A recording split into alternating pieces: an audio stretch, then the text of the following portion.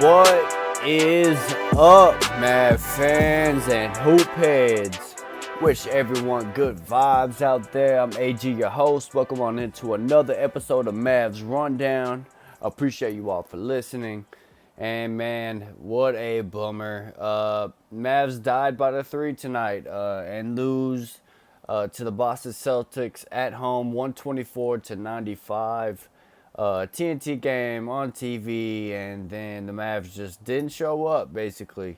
Story of the game, Mavs shooting 21% from three, 7 of 32. Not going to get it done.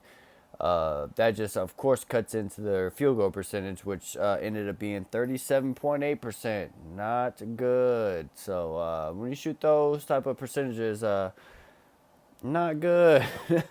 And give Celtics credit though. I mean, they show why they're on another level. Like they're on that contention level. So many ways to score on you. So many different people, different weapons and whatnot.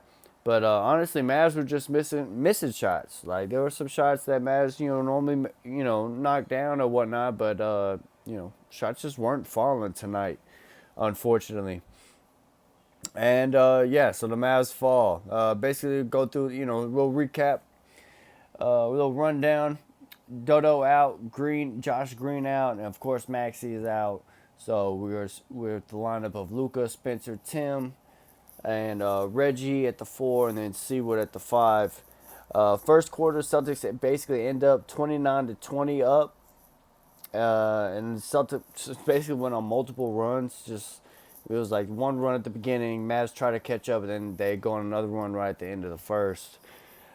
Second quarter, just a continuation of it.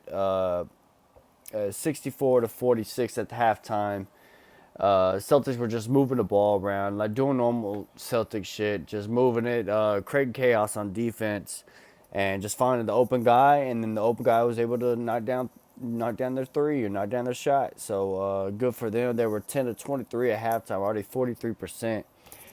Compared to a Mavs that were 2 of 16 at halftime, 12%. So not good at all throughout the whole game. Halftime though, Luka did have 20. And he only finished with 23 because he only played a little bit in the third, or he played the third, and then that was it. But Spencer had 13 at halftime, but he finished with 18. So just not enough from a lot of guys. Seawood 6 points at halftime, finished with 12. So just not enough from everybody. Tim, it was a bad Tim game. 5 at halftime, finished with 8. Third quarter, basically a continuation, man. 89-65. Seas were up to the end of the third. Mavs only scored 19 points in the third. Really down quarter. In the fourth quarter, both teams go off for 30. Boston had 35. Dallas had 30. We ended up with a score 124-125, as I said.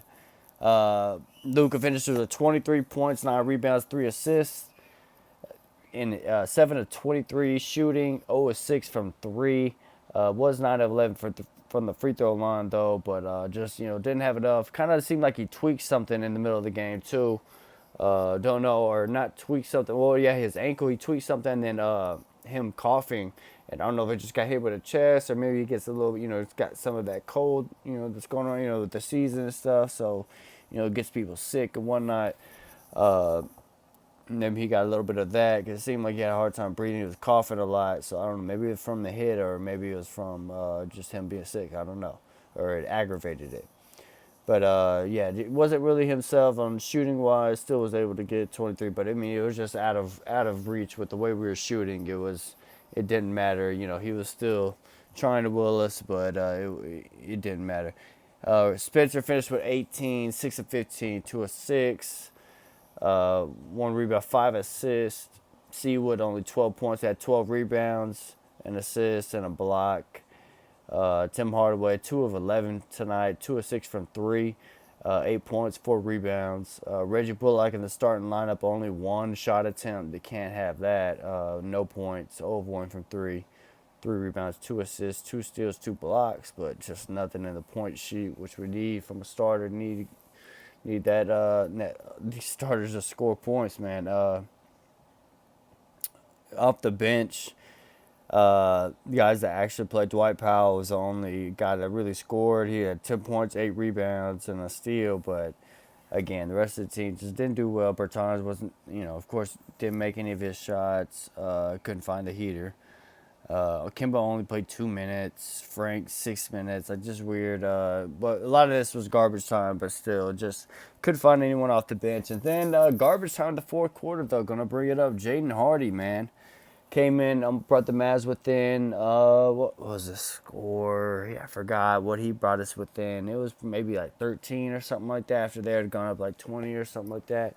Brought us all the way back to within like 13-ish. So I'm going on a little run there in the fourth quarter. Good stuff by him. Had a good game against a good, Celtics squad who had their freaking like starting line with Jason Tatum Jr. out there and Marcus Smart till like the very, very end. So it's like to still go on a run against them. Good stuff, man. Uh, maybe they don't believe in their depth like that to like to empty their bench, but like Mavs basically had their. I mean, I guess you could say, but Spencer and Tim were still out there. I don't know if Seawood was, but maybe they were just going at that. But hey, Jaden Hardy was out there balling, 5 of 8 from the field, 3 of 3 from three, 15 points, 2 rebounds, 2 assists. Did some good stuff in those minutes, man. Good to see. Just to build on that was like the one positive. Jaden Hardy minutes, able to get some more growth, some time out there, see the ball go in from three for him out there, and maybe that'll give him some more confidence moving forward. And maybe with the way he played, maybe he'll get some more minutes moving forward. Who knows? Definitely a tough one tonight. This is the first game going into this long stretch of January of some tough competition, put it that way. And Mavs lose tonight and just get proven kind of, there's different tiers of this. Is Boston kind of on that, is on the contender level for sure. And the Mavs are just not there, especially with our injuries we had. And if you just can't, not knocking down our shots, but, just different levels. And Mavs just can't, pull away with this one. Pull it together to make shots to, try to steal a win tonight. So, take an L tonight. It's all good. Still fourth in the West. 22-17 on the year. Next game though is Saturday. We know we had a few days off in between that. Now it's back to pretty much. I'm trying to look at this and talk at the same time. Pretty much don't have a game and then a day off and then a game, day off all the way till like mid-January here coming up. So a lot of basketball here coming up. Should be fun. Next game though is on Saturday and we'll be here at home again against New Orleans Pelicans. Of course, Zion will be out, so that's good news for the Mavs. Although with hopefully they don't play like early in the season, but still, no Zion is still good. No matter how you want to slice it. So them on Saturday at 7 o'clock.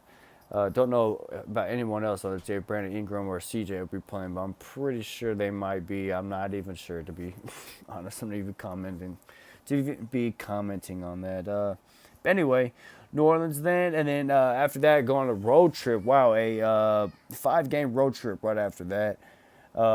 It's pretty much a nice little gauntlet for them too. Nice testing games that are going on. So Mavs got to gear up, handle business at home before going on this road trip and this little homestand on a good note before heading out on the road. Go ahead and check that game out on Saturday at 7 o'clock. Nice Saturday night game for you. Anything else? Nope, that's pretty much it. So if you want to follow on Twitter, it's at Mavs_rundown. The Mavs Rundown is free on YouTube. You also find it on Spotify. I'm AG. Thanks for listening. Remember, cool heads prevail, and I'll see y'all next time on the Mavs Rundown.